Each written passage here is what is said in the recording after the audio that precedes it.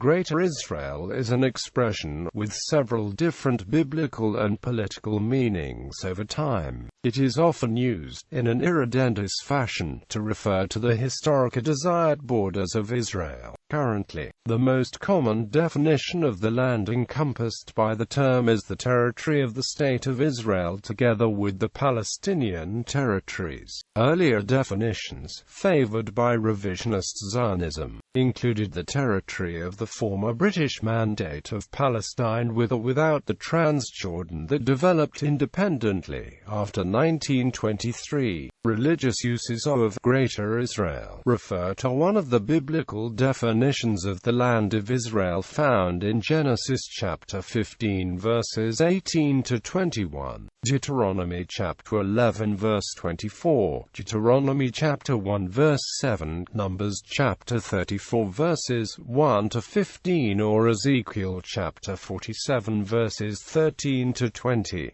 History. Promised Land. Greater Israel occasionally refers to the Promised Land or to the Land of Israel, also called Complete Land of Israel or Entire Land of Israel. This is a more accurate translation than Greater Israel, which is used in English but has no real counterpart in Hebrew. The Bible contains three geographical definitions of the land of Israel. The first, found in Genesis chapter 15 verses 18 to 21, seems to define the land that was given to all of the children of Abraham, including Ishmael, Zimran, Jokshan, Midian, etc. It describes a large territory, from the Brook of Egypt to the Euphrates, comprising all of modern-day Israel, the Palestinian territories, Lebanon, Syria, Jordan, and Iraq, as well as Kuwait, Saudi Arabia, UAE, Oman, Yemen, most of Turkey, and all the land east of the Nile River. The other definitions are found in Deuteronomy chapter 11 verse 24, Deuteronomy chapter 1 verse 7, Numbers chapter 34 verses 1 to 15, and Ezekiel chapter 47 verses 13 to 20.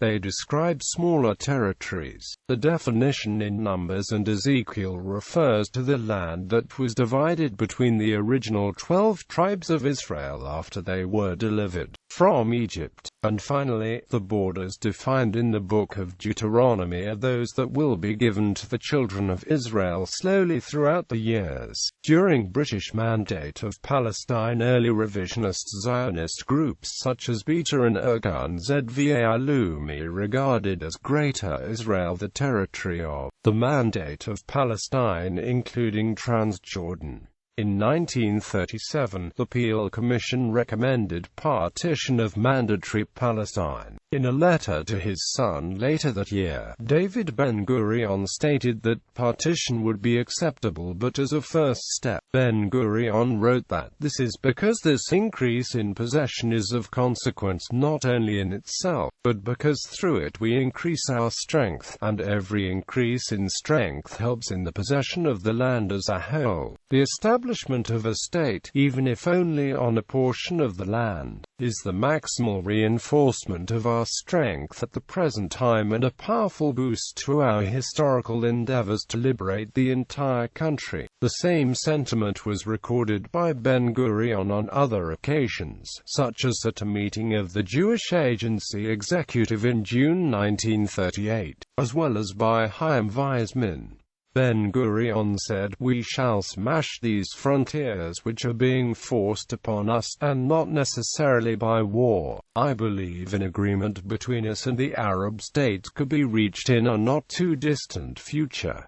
During early period of the State of Israel, Joel Greenberg, writing in the New York Times, notes, at Israel's founding in 1948, the Labor Zionist leadership, which went on to govern Israel in its first 3 decades of independence, accepted a pragmatic partition of what had been British Palestine into independent Jewish and Arab states. The opposition revisionist Zionists, who evolved into today's Likud Party, saw Eretz Yisrael HaShlema, Greater Israel, or literally, territory, the whole land of Israel. The capture of the West Bank and Gaza Strip from Jordan and Egypt during the Six-Day War in 1967 led to the growth of the non-parliamentary movement for Greater Israel and the construction of Israeli settlements.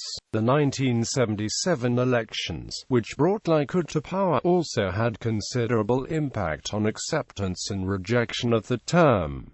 Greenberg notes, the seed was sown in 1977, when Menahem Begin of Likud brought his party to power for the first time in a stunning election victory over Labour. A decade before, in the 1967 war, Israeli troops had in effect undone the partition accepted in 1948 by overrunning the West Bank and Gaza Strip. Ever since, Mr. Begin had preached undying loyalty to what he called Judea and Samaria and promoted Jewish settlement there, but he did not annex the West Bank and Gaza to Israel after he took office, reflecting irrecognition that absorbing the Palestinians could turn Israel into a binational state instead of a Jewish one. Yitzhak Shamir was a dedicated proponent of Greater Israel and as Israeli Prime Minister gave the settler movement funding and Israeli governmental legitimization. Today, in a May 1998 interview with ABC's John Miller, Osama bin Laden noted what he saw as Zionist plans for expansion of what is called the Great Israel, to achieve full control over the Arab Peninsula, which they intend to make an important part of the so-called Greater Israel. While not his main reason, bin Laden included what he saw as American and Western support for such a scheme as an additional motivation for his call to wage war against America and its allies.